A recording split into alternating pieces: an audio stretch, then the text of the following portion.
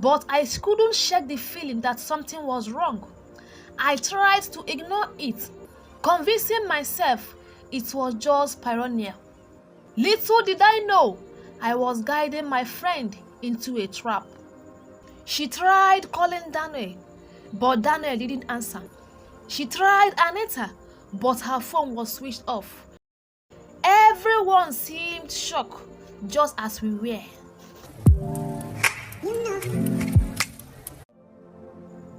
She was like a breath of fresh air, confident, smart, and always full of life. We clicked instantly, and from that moment, we were inseparable. Sandra and I were more than just friends. We were like sisters. We laughed together, cried together, and shared everything with each other. And when she met Daniel, I was the first to know.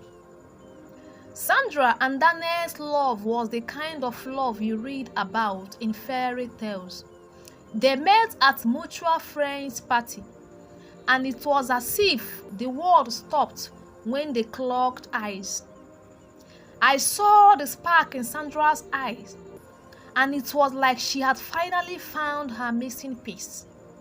From that day, Daniel was a constant presence in our lives. He was charming, intelligent, and utterly devoted to Sandra, or so we thought.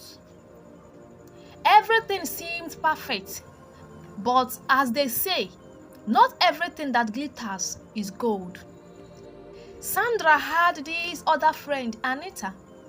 I had never been too close to Anita, but Sandra adored her.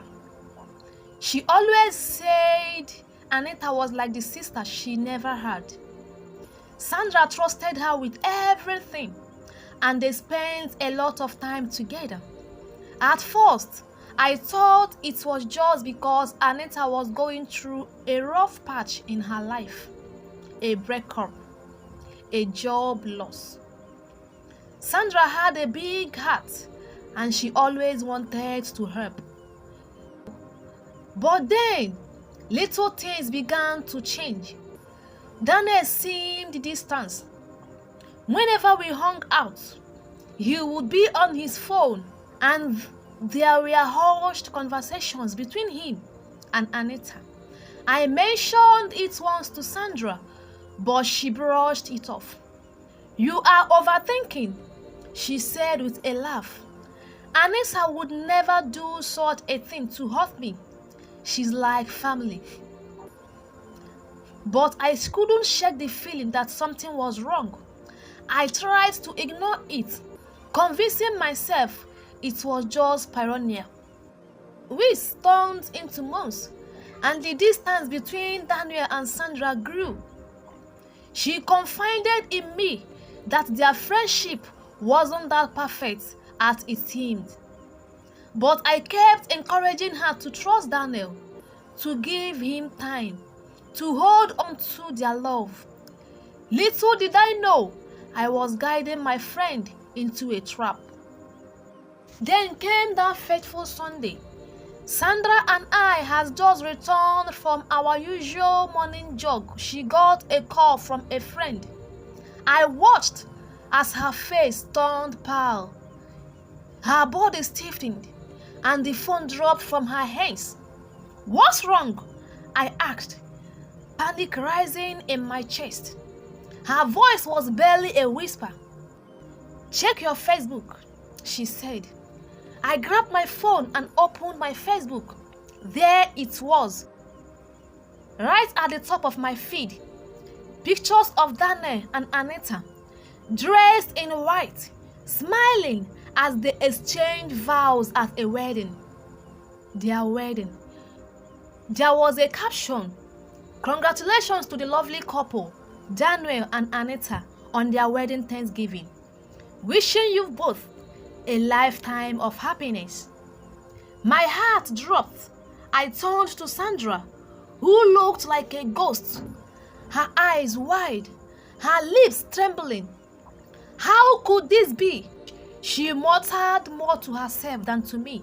"How could they?" Sandra was dumb with shock. She couldn't believe what she was seeing. She tried calling Daniel, but Daniel didn't answer. She tried Anita, but her phone was switched off. How could her closest friend betray her like this? How could Daniel, the man she loved with her heart, do this? The flood of comments and pictures kept coming in. Every post, every congratulatory messages, every smile on their faces felt like a stab to Sandra's heart. I heard her as she cried. Her body was shaking with grief that was beyond tears. I could feel her pain. It was like she was being ripped apart from the inside. Sandra tried to put herself together.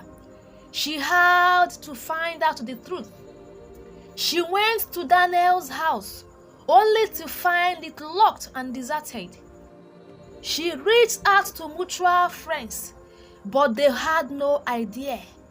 Everyone seemed shocked, just as we were. But then, piece by piece, the truth started coming out. People began whispering about how Anita had been seeing Daniel behind Sandra's back for months.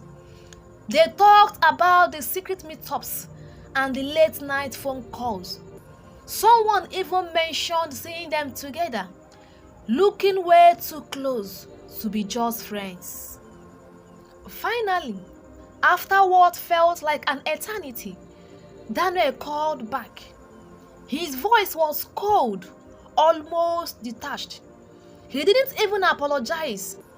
"I am sorry you had to find out this way, Sandra," he said, his tone devoid of any emotion. "Anita and I, we fell in love. It just happened." Sandra's voice was steady, but I could hear the tremor beneath. "How could you?" she asked. "How could you do this to me?" Daniel had no real answers, just excuses. He claimed it was fate, that he and Anita were meant to be. He said he didn't want to hurt her, but there was no regret in his voice, just a strange sense of entitlement. Anita didn't call, nor text. She disappeared from Sandra's life as if their friendship had meant nothing. Weeks turned into months, and Sandra were left to pick up the pieces of her shattered life. She quit her job, unable to face the whispers and the pitying looks. She moved back to her parents' house, trying to find solace in the familiar. But everywhere she went, the pain followed. She often asked herself where she went wrong. How could she have been so blind, so trusting? Every memory felt tainted, every happy moment a lie. I tried to help her, tried to be there for her, but I knew there was a part of her that no one could reach. Eventually, Sandra decided to move to a different city to start afresh. She knew it wouldn't be easy, but she had to try. She has to find a way to rebuild her life, to learn how to trust again, even if it took years. Months later, Sandra slowly began to heal. She started therapy, found a new job, and joined a support group for people who had experienced betrayal. She made new friends, people who didn't know her past, who saw her for who she was, not who she had been. But the scars remained. Every once in a while, she would hear something about Daniel and Anita, see pictures, or get a call from an old friend. It hurt every single time, but she was learning to live with pain. Sandra learned to forgive, not for them, but for herself. She knew she could never forget But she also knew she could not let that betrayal define her life. Years later, I sat with Sandra, now a little older, a little wiser. She looked at me with a calmness I had never seen before. I have made peace with it, she said, with them and with myself. I know I will never understand why they did what they did, but I don't need to. I'm moving on. As she said, Sandra found love again, a real love built on trust and respect. She built a new life, a stronger one, far away from the shadow of her past.